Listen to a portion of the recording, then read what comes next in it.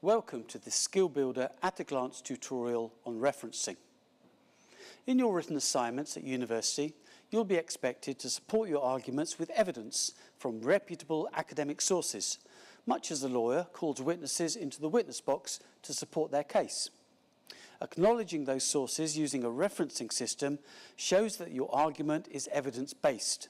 It's also a professional courtesy to the originators of the information and a way of avoiding any accusations of plagiarism.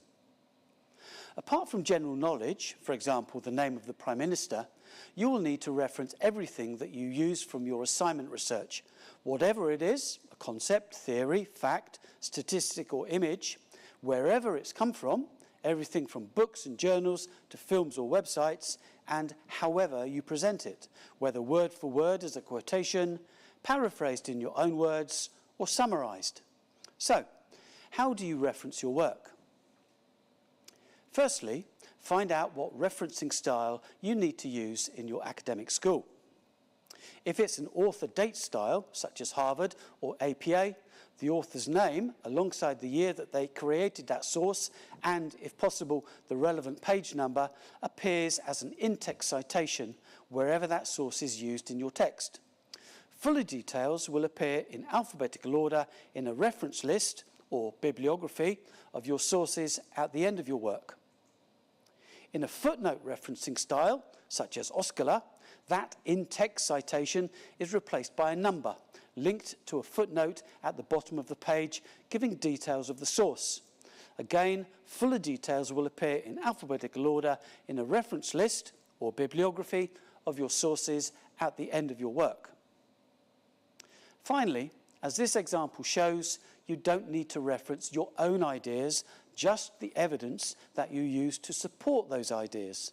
In this text, there is a mix of the student's own ideas and information from a source. The citation, in whatever style, in this case Harvard, would be found at the end of the sentence that includes information from the source.